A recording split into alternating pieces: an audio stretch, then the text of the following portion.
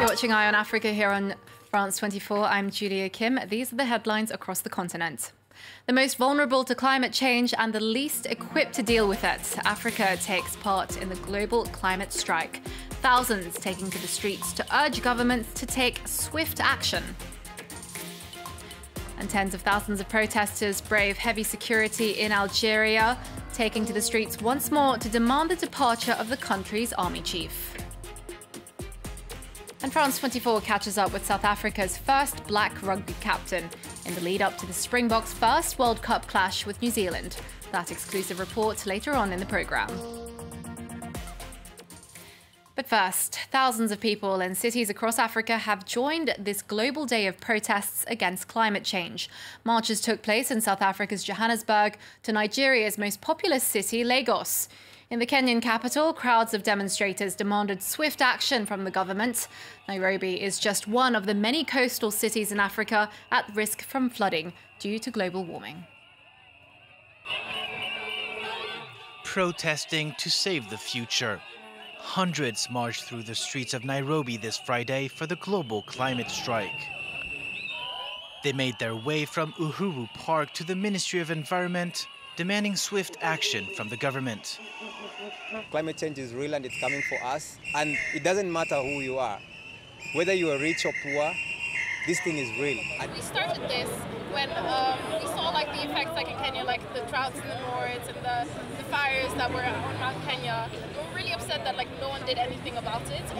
Africa only accounts for 2 to 3% of the world's CO2 emissions from energy and industrial sources. But according to the Climate Change Vulnerability Index, 7 of the 10 countries most at risk for climate change are in Africa.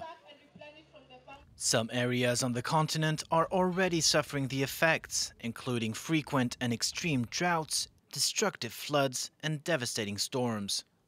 Whether it's a cyclone in Mozambique or whether it's a drought in the north of Kenya, this is no longer something happening in the future, it's something happening now. So we realise we have a role to work with young people, but also to put in big programs around clean energy and safe water. But governments and the private sector need to lead. The global climate strike comes ahead of the UN General Assembly and the Climate Action Summit planned for Monday. The summit will bring together heads of states, members of the private sector, civil society, and international organizations. Now, for the 31st consecutive Friday, thousands of protesters have taken to the streets of Algiers.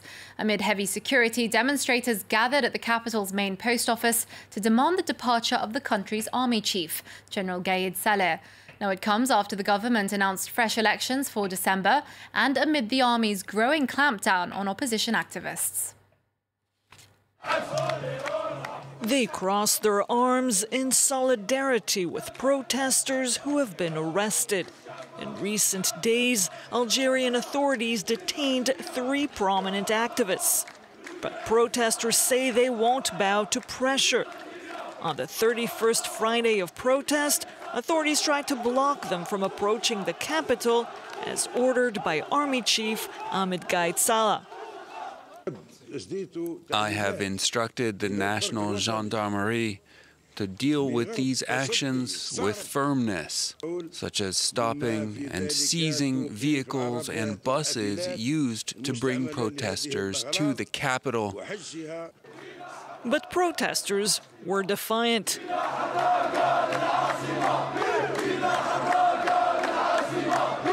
While authorities clamp down on its critics, they've also arrested members of the old guard, like the head of the former ruling party, the FLN. It's what has been called their dual strategy. The government is also pushing to hold elections. This week, interim President Ben Salah said the vote will be held in December. That's something protesters oppose. Even though they want elections, they say the vote can't be free and fair if officials linked to the old Abdelaziz Bouteflika regime are still in place. For them, the priority is to force those in power to step down. Shirley Sitbun with that report there. Now there's relief among Zimbabwe's doctors after one of their own reappeared following an alleged abduction. An NGO says Peter Magombei, the leader of a nationwide doctors' strike, was released overnight into the custody of his lawyers. Police, though, say they had found him after he went missing last week. Magombei's disappearance had raised fears of an increasingly repressive government, with many health workers threatening not to return to work until he was found. Turning now to Nigeria, where the army has shut down the offices of an NGO in the restive northeast. It's accusing the Paris-based charity Action Against Hunger of aiding and abetting terrorists. Now, it's not the first time Nigeria's army have accused aid groups of harboring spies for Boko Haram and the Islamic State. Action Against Hunger says the army's latest move endangers humanitarian aid to millions of people. Now, the Rugby World Cup has kicked off in Japan, and with no clear favourite, this year's tournament is wide open. All eyes will be on what promises to be an epic clash between South Africa and New Zealand this Saturday. The Springboks' new captain, Siya Kolisi, says he's relishing the prospect of facing the All Blacks. France 24's Caroline Dumais and Stefan Carstens were the only international news team allowed to follow him before his departure for Japan. Take a look. When the Springbok team was announced, there was only one name many South Africans were waiting for. Siya Kolisi. Siya Kolisi is already going down in history. He is the first black captain of the Springboks, leading a multiracial team. His coach is proud. It's twofold. I love it that people talk about our responsibility and that there's expectations, and we are talking about it frequently, because for us, you know, we call it the main thing, let the main thing stay the main thing, and that is playing rugby well. And I feel, not to be boasting, but I feel that's what we should be good at. Siya was 4 when Nelson Mandela became president. Despite humble beginnings, he was able to thrive in the new South Africa. I didn't give up, I worked as hard as I could, and yeah, and I wish it for anybody to also achieve this. And it just shows if you work hard as you can and get the opportunity, you can make anything you want in your life. Siya was lucky enough to be spotted by a rugby coach when he was just 12. He was awarded a scholarship to a private boarding school in Port Elizabeth. I had no socks. I had never worn socks before. I had no school shoes. I used to wear my aunt's shoes to school. And all that stuff that I went through helped me to get to this moment that I am today.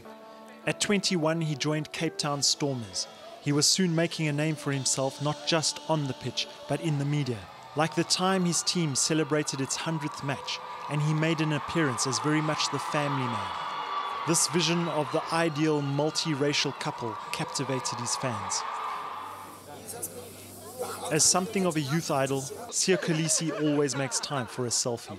Siya Kolisi is my role model. I look up to him in many ways. How humble he is, how he controls himself. That's why I have the desire to play rugby now. Stronger together, the motto for the South African Rugby Union, applies just as much to Siya himself. That's South Africa for you. Whenever we're going through adversity or anything, as soon as we come together as South Africans, we can overcome everything. Siya Kolisi knows that the country relies on his team to win the World Cup. Staying in South Africa, last month, veterinarians successfully harvested eggs from the last 2 surviving northern white rhinos. But they're not the only ones trying to prevent the extinction of the species. We meet one man who's dedicated his life to conservation. Nunu Jobe knows the bush intimately. He was an antelope poacher in his youth and now is a ranger at the Mfolozi Park in South Africa's KwaZulu-Natal province. He is using his skills to protect wildlife, including rhino. Nunu also draws on his unique experiences to educate school children and communities living near the park about conservation issues. Most of the guests of which are like international or white people, and it's always more like in English. And so I said, it's unfair for people, local people, because they don't get a chance, like to see what is inside. At the other hand, what are we expecting from them if they don't know what a rhino is? And I was a poacher before, but now I'm a conservationist. In 2017 alone, more than 1,000 rhino were poached in South Africa, including 270 killed here in KwaZulu-Natal. This school group, the first to visit the park with Nunu, learned firsthand about the impact of poaching. My wish is to learn a lot more about them because I was never really aware of them. As a science student, I just thought I would naturally go into medicine, But from what I learned today, I saw that this isn't the only possibility. I can do wonderful things here in my community, like to conserve animals. Nunu now believes that conservation is his true calling, and to be closer to nature, he hung up his boots and decided to go barefoot 2 years ago. As soon as you wear shoes, then you make your feet more softer, and then so you're getting weaker and weaker. But as soon as you decide to quit not wearing shoes, on that day, then you start gaining something, of which that I said, I'd rather gain something than losing something. And again, I feel more grounded, and I feel like connected. I feel like sharing the step with the rhino. Game rangers like Nunu are on the front line of the war against poaching, often confronted with former accomplices, and they rely heavily on community conservation awareness to try and stem the tide while the continent's rhino population continues to dwindle. And finally, the man known as the father of Ethiopian jazz has received the prestigious French Order of the Arts and Letters. Mulatu Astatke was awarded the title at a ceremony in Addis Ababa for his significant contribution to the arts. Now, Astatke began his career in London, New York and Boston, accompanying big names like Duke Ellington, but he always returned to his roots. His music is a seamless fusion of jazz and Latin tunes with the traditional melodies of his homeland. Ethio Jazz, as it's called, has influenced artists around the world, including Kanye West and The Weeknd. We'll end this edition with a clip of Mulatu Astatke performing in Addis Ababa.